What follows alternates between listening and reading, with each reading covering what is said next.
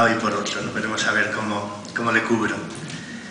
Bien, bueno, pues yo desde que Ana Gallego se puso en contacto conmigo para pedirme que estuviera esta tarde delante de todos vosotros, pues naturalmente le dije que sí, encantado, porque la conozco, sé la labor que hacen y por lo tanto no tuve ninguna duda que tenía que decirle que sí, ¿no? Y naturalmente, pues quiero decir con esto que estoy encantado de haber recibido esta invitación y de poder estar esta tarde delante de todos vosotros. No estoy tan encantado de la hora a la que está sucediendo esto, porque esta es una hora fatídica para mí, ¿no?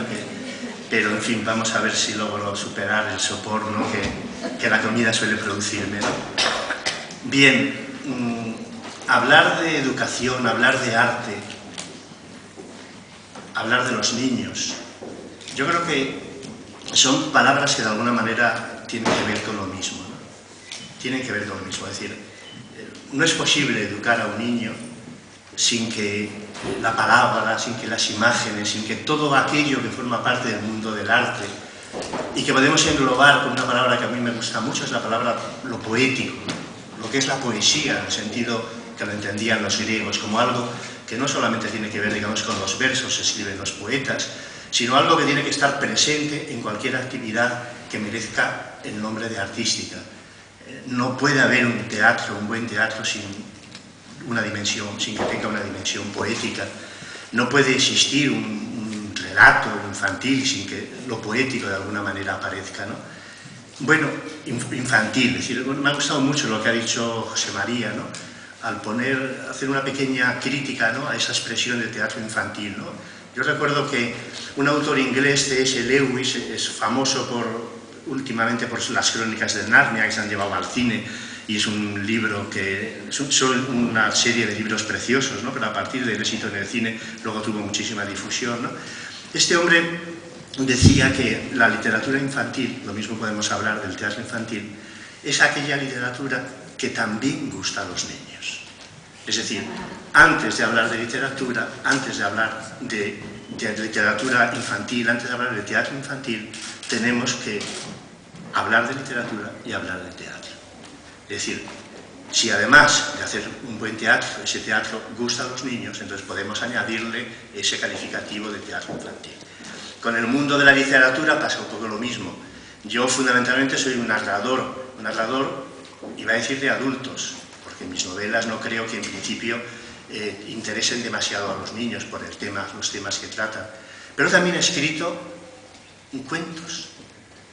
En primer lugar porque me gustan los cuentos y porque me gustan los niños. Y me encantaría que esos cuentos que yo he escrito, pues ellos les pudieran disfrutar, ¿no? ¿Y por qué son necesarios los cuentos? ¿Por qué es necesario el teatro? ¿Por qué es necesario el arte en la educación?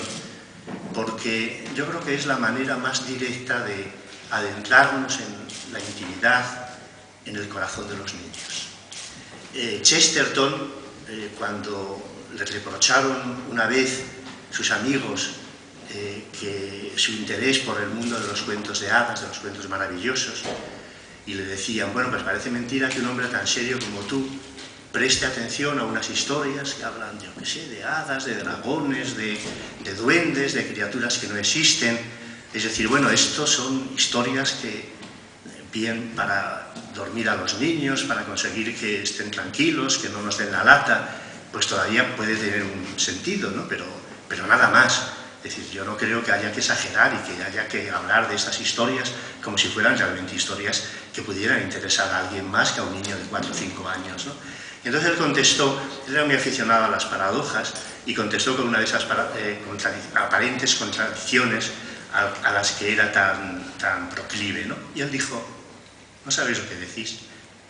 Los cuentos de hadas son la verdadera literatura realista. Entonces, claro, se quedaron un poco sorprendidos. ¿Y qué quería decir esto? Si lo pensamos un poco, nos damos cuenta de que tenía absolutamente toda la razón. Lo que estaba queriendo decir Chesterton, que el que de verdad quisiera saber lo que había en el corazón de un niño, el que quisiera asomarse a sus temores, a sus deseos, a sus anhelos, a sus celos, a sus ambiciones, a su locura, en definitiva, porque el corazón del niño está lleno de locura, y gracias a Dios que sea así. Es decir, necesitaba esos cuentos para poder saber lo que había en ese corazón. Una historia realista, en fin, del tipo de las que hace unos años se pusieron de moda, porque entró la manía de criticar este tipo de historias o este tipo de obras de teatro. Bueno, pues si hablo de cuentos, entender que englobo también todo el mundo del teatro, ¿no? Es decir, ese tipo de historias donde simplemente se cuentan las andanzas de un niño, es decir, en su cotidianidad, ¿no? Pues realmente no nos dicen lo que es un niño de verdad.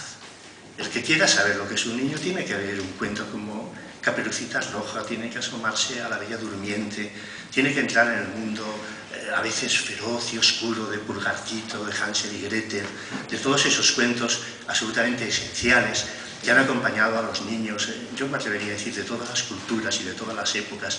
Y si lo han hecho es precisamente porque el niño ve reflejada en esas historias su propia historia, ve reflejada su propia vida en ella.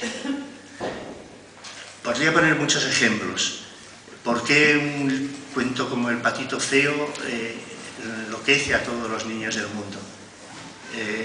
¿Qué cuenta El Patito Feo? Parece que cuenta una historia que no tiene nada que ver con la realidad, la historia de una criatura, que es un patito que nace y tiene un cabezón muy grande, que su familia no le quiere, que le rechaza, etcétera, ¿no? Y entonces, bueno, él anda por allí por la granja tratando de encontrar, arrimarse a alguien que le preste un poquito de atención y que le dé algo de cariño, y finalmente, cuando lo encuentra, pues termina abandonando ese lugar y se va por ahí por el mundo en busca de ¿qué? Pues de aquello que no dejamos de buscar también todos nosotros en la vida, ¿no? Que en el fondo es el amor de los demás. Es decir, vivimos buscando siempre el amor de los demás. Vivimos buscando amar y ser amados, ¿no? Esa es la búsqueda esencial, digamos, de la vida, ¿no? Isaac Dinesen, que es esta escritora danesa que a mí me gusta tanto, ella decía: hemos venido al mundo por dos razones fundamentales: para hechizar a los demás y para ser hechizados por ellos. Y me parece que es una perfecta definición de aquello a lo que debemos aspirar en la vida. Pues bien, ese pobre patito abandona ese lugar y se marcha por allí, y en fin, ya conocéis el final, se encuentra con ese lago, se encuentra con esas criaturas fascinantes para él, con unos patos preciosos, ¿no? Se aproxima a ellos pensando que le van a rechazar, y es un día en el que todo está muy tranquilo, que las aguas del lago permanecen muy quietas, hay un cielo azul, y por lo tanto las aguas de ese lago los reflejan todo como si fuera un espejo. Y entonces él, al acercarse a esos patos magníficos, pues ve que no huyen de él, que no hacen nada en su contra, sino que todo lo contrario, se disponen para recibirle. Entonces él ve su reflejo en el agua y ve que se ha convertido, sin darse cuenta, en una criatura como ellos, y ha encontrado por fin, digamos, su lugar en el mundo. Bien, esta es la historia del Patito Feo. Todos la conocíais, y yo no sé por qué he sentido la necesidad de contarla, pero lo que pasa es que en el fondo, cuando pasa con todas estas historias, es que uno cuando empieza no puede dejar de contarlas, y necesita hacerlo, pero claro, si necesita hacerlo, ¿por qué? ¿Por qué lo necesitamos? Si necesita hacerlo es porque de alguna manera sentimos que algo esencial acerca de nosotros mismos se está revelando en ellas. Esta es la clave de todo. Por eso las damos esa importancia. Y por eso cuando tenemos un niño cerca, y fundamentalmente basados en el amor que sentimos hacia él, queremos entregarle algo que esté a la altura de su belleza, de su encanto, de su hermosura, ¿no? Y entonces por eso los cuentos maravillosos y el teatro que ofrecemos a los niños están llenos de locuras, están llenos de duendes, están llenas de hadas misteriosas, están llenas de criaturas resplandecientes, ¿no? Porque en el fondo lo primero que deseamos antes de pensar en educar a los niños, esto viene después, ¿no? Lo primero que queremos es entregarles algo que esté a la altura de lo que ellos nos están entregando. Porque claro, es verdad que hay que educar a los niños, pero no es menos cierto que los niños nos educan a nosotros también, que su compañía es absolutamente clave para entender tantas cosas. Y hay de aquel que se separe de los niños, porque se está perdido. Brancusi, el gran escultor, decía: cuando dejamos de ser niños, estamos muertos. Y en Peter Pan, esa maravillosa novela, que antes fue una obra de teatro, por cierto, igual de magnífica, ¿no? Hay un momento en que Barney al principio